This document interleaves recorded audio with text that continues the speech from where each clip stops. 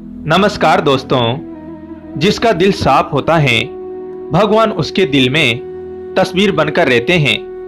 संत रैदास एक कर्तव्यनिष्ठ पुरुष थे। एक समय की बात है कि गंगा मां के तट पर भारी मेला लगने वाला था। वहां जाने वाली भारी भीड़ में से एक पंडित संत रैदास के पास आए। उन्होंने संत से आग्रह की भाषा में कहा, मेले में आप भी सम्मिलित होइए। संत रैदास जी ने अपनी व्यवस्था को सामने रखते हुए कहा, पंडित जी, मैं आपका आदर करता हूं, लेकिन साथ नहीं दे सकता हूं। कृपया आप मेरी एक सुपारी ले जाइएगा। यह मेरी छोटी सी भेंट गंगा मां के चरणों में चढ़ा देना।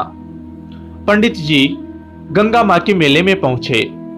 उन्होंने गंगा स्नान किया और गंगा मां से प्रार्थना की, मां, तेरे भक्त रैदास ने यह सुपारी भेंट की है। मां ने अथाह जल से अपने दोनों हाथ निकाले और अपने अनन्य भक्त द्वारा प्रदत्त सुपारी को स्वीकारा तथा प्रसाद के रूप में मां ने एक कीमती कंगन प्रदान किया। पंडित जी के मन में पाप का प्रवेश हो गया। वह उस कीमती कंगन को लेकर अपने घर पहुंचे। पंडित जी की यात्रा की सफलता पर परिवार एवं गांव की जनता ने पंडित जी को सम्मानित किया। पंडित जी ने कीमती कंगन द्वारा राज के सम्मान खरीदना चाहा। वह बड़ी उमंग से राजा के यहाँ उपस्थित हुए। उन्होंने राजा से निवेदन किया कि राजन, मेरी तीर्थ यात्रा सफल रही। मां गंगा का एक अनोखा वात्सल्य मिला। मां ने प्रसाद के रूप में मुझे एक कीमती कंगन दिया। मैं उस अमूल्य कंगन को आपकी सेवा में भेंट करना चाहता हूं। राजा ने अलौकिक कंगन का पूर्णतया निरीक्षण किया। राजा ने उसे सादर स्वीकार किया। राजा ने 1 करोड़ रुपए देकर पंडित जी को सम्मानित किया। राजा ने प्रेम से उस अमूल्य कंगन को अपनी प्रियतमा रानी के हाथ में पहनाया। रानी को अपने दूसरे हाथ की रिक्तता अखरने लगी।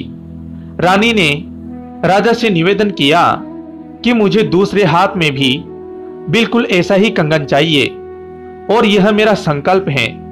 जब तक दूसरा कंगन नहीं आएगा मैं अंतपुर में प्रवेश नहीं करूंगी। बेचारा राजा कर भी क्या सकता था। वो राजा पूरी प्रजा के लिए था, किंतु रानी के लिए तो उसका पति ही था। राजा ने रानी की भावना को साकार बनाने के लिए तत्काल पंडित जी को आमंत्रित किया। पंडित जी का मनोबल दुर्बल होने लगा कि राजा ने उसे तत्काल क्यों बुलाया है। पंडित जी का मन इस विकल्प में भी दौड़ने लगा कि संत रैदास ने कहीं मेरा भंडाफोड़ तो नहीं कर दिया है। पापी का मन अनर्गल विकल्पों में दौड़ता रहता है। भयाकुल पंडित जी राजा के पास पहुंचे। राजा ने आदेश की भाषा में पंडित जी से कहा, पंडित जी, आपको दूसरे कंगन की व्यवस्था अति शीघ्र करनी है। रानी साहिबा को वह कंगन बहुत पसंद आया है, इसलिए उन्हें एक और वैसा ही कंगन चाहिए। दूसरे कंगन की बात से पंडित जी के छक्के छूट गए। वह हक्का बक्का सा जमीन की ओर देखने लगे, लेकिन कर भी क्या सकते थे। यह उनका स्वयं खोदा हुआ गड्ढा था जिसमें वह गिरने वाले थे। अतः किसी को कोई शिकायत भी नहीं कर सकते थे।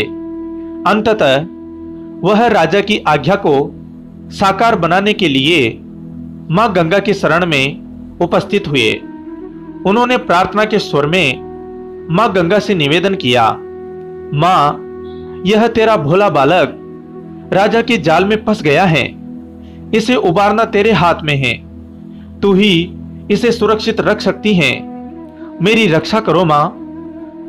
मां गंगा कोप की मुद्रा में प्रकट हुई। वह उलाहने के स्वर में पंडित जी से कहने लगी, अरे नीच, दुष्ट, कृतघ्न, तुझे शर्म नहीं आती? तू मेरे सामने खड़ा होकर फिर से प्रार्थना कर रहा है। मैंने कंगन अपने अनन्य भक्त को दिया था। झूठी प्रशंसा के भूखे तूने उसे राजा को दिया है और 1 करोड़ का मालिक बन बैठा। तू यहां से हट जा, मेरी दृष्टि से दूर चला जा। तुम्हें वह 1 करोड़ की संपत्ति मेरे भक्त रैदास को देनी होगी, अन्यथा मैं तुझे इस अथाह पानी में बहा दूंगी। पंडित जी अविराम गति से दौड़ते हुए संत रैदास जी के चरणों में उपस्थित हुए। उन्होंने अनुताप के स्वर में संत रैदास जी से कहा, कृपया यह राशि स्वीकार करो, मेरी भावना को सफल करो।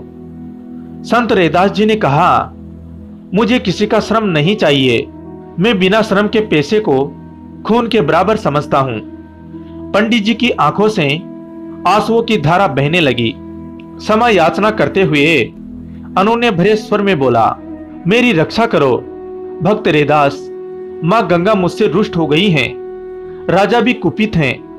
यदि ऐसे में तुमने भी मुझे सहारा न दिया तो मेरा सर्वनाश हो जाएगा। आवाज रुक रुक कर बोल रही थी, मैं एक गरीब का प्रतिनिधित्व कर रहा हूं। एक गरीब पर मां गंगा रुष्ट हैं, राजा रुष्ट हैं, क्या तुम भी इसी श्रेणी में हो?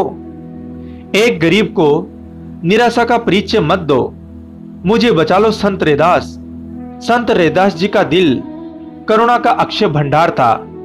उन्होंने उस पंडित को आश्वस्त किया, उसके सामने ही मां गंगा को याद किया। संत ने चमड़ा भिगोने की कटोती को पानी से भरा, उसे मां गंगा का प्रतीक मानकर मां गंगा से प्रार्थना की, मां इस भोले भक्त की लाज रखो, मेरे सिर पर अपने हाथों का ताज रखो। मां गंगा ने भक्त के एक हाथ से सुपारी ली और दूसरे हाथ में कंगन को थमा दिया। संत ने उस कीमती कंगन को पापी पंडित को दे दिया।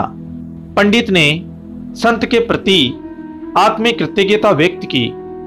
वह राज दरबार में पहुंचा और राजा को कंगन दे दिया। राजा ने रानी को दूसरा कंगन भी स्वयं पहनाया और रानी ने अपनी संकल्प पूर्ति के साथ अंतपुर में प्रवेश किया। तो दोस्तों, कैसी लगी आपको ये कहानी? कमेंट करके जरूर बताएं। वीडियो को लाइक करें, चैनल को सब्सक्राइब कर घंटी को जरूर दबाएं। कहानी को अंत तक सुनने के लिए आपका धन्यवाद दोस्तों। फिर मिलूंगा एक नई कहानी के साथ। तब तक के लिए जय हिंद, जय भारत।